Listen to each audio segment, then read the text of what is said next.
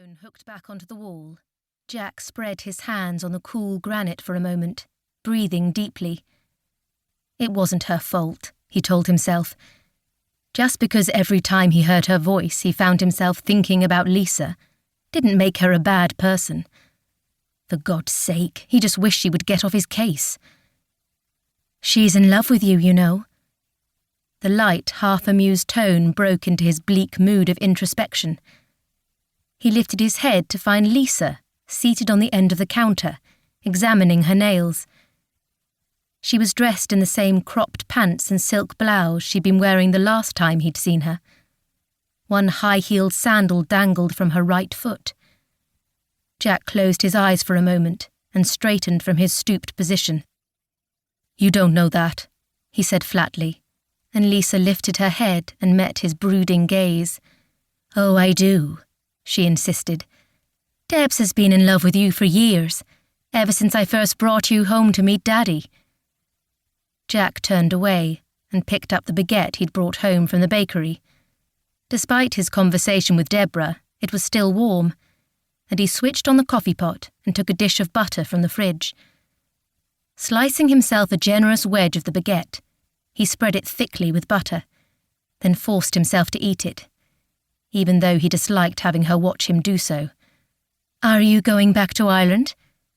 Lisa was persistent, and, although Jack despised himself for humouring her, he turned his head.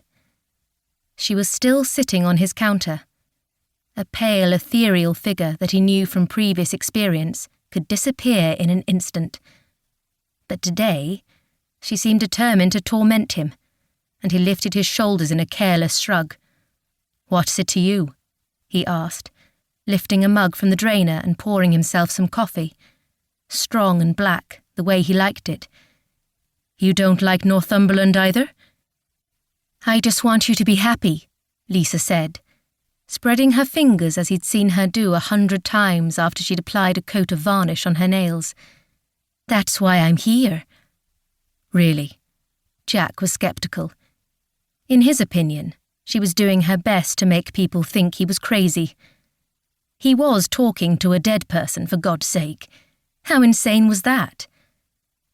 A draught of air blew across his face, and when next he looked, she was gone. She left nothing behind, not even the faint trace of the perfume she'd always worn.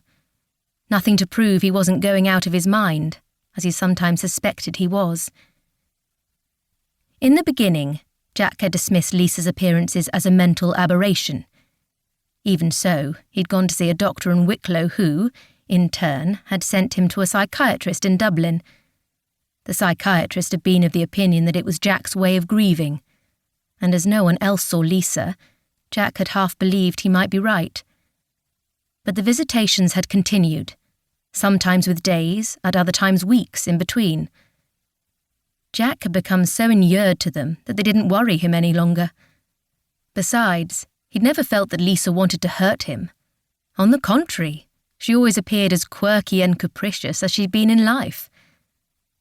Jack scowled and carried his coffee out of the kitchen and across a wide panelled hall into a sunlit living room. The room was large, high-ceilinged, and furnished with dark oak and leather. Pale textured walls contrasted with the beams that arched above his head. Long windows overlooking the coastline and the blue-grey waters of the North Sea.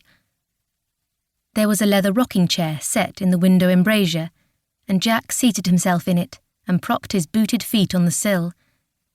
It was early yet, barely 9 o'clock, and the day stretched ahead of him, silent and unstructured, which was also the way he liked it. As he drank his coffee, he pondered the prospect of taking the Osprey out for a sail.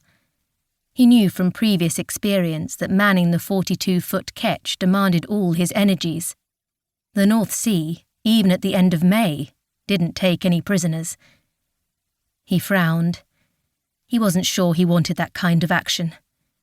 He might spend some time on the boat.